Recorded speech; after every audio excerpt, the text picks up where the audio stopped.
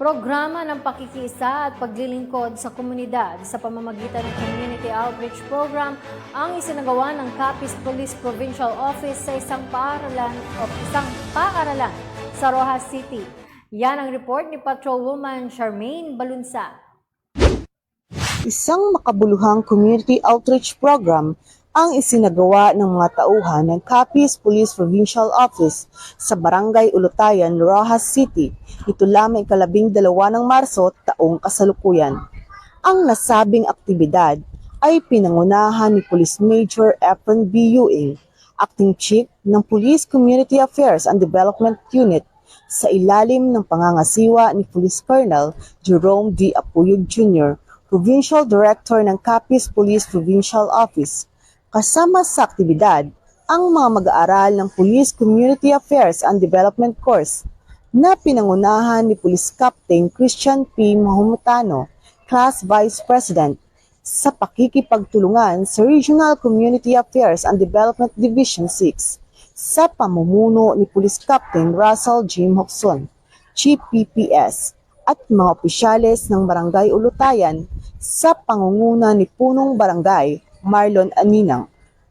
Hatid na nasabing aktibidad ang paghahandog ng libreng gupit, feeding program at livelihood training sa paggawa ng detergent at pamamahagi ng mga kagamitang pangisda sa 20 benepisyaryo.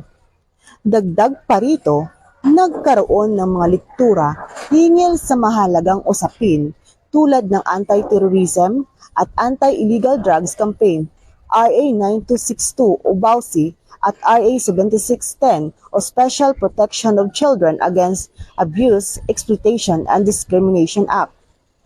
Samantala, sa isang masiglang talakayan, binahagi naman ng mga mag-aaral ng PICAD-C ang kanilang kaalaman sa batas sa mga miyembro ng Barangay Peacekeeping Action Team upang magkaroon sila ng mas malawak na kaalaman na naaayon sa kanilang tungkulin.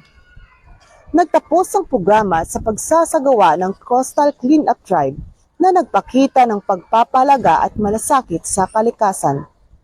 Patuloy ang Capiz Police Provincial Office sa kanilang hangaring maglungsad ng iba't ibang programa ng pakikiisa upang magbigay ng tulong at palakasin ang ugnayan sa komunidad tungo sa kapayapaan at kaunlaran. Mula dito sa Capiz Police Provincial Office, ako ang inyong PNN Correspondent, Patrolwoman Charmaine Balunsat, alagad ng batas, tagataguyod ng Balitang Pulis. Maraming salamat, Patrolwoman Balunsa.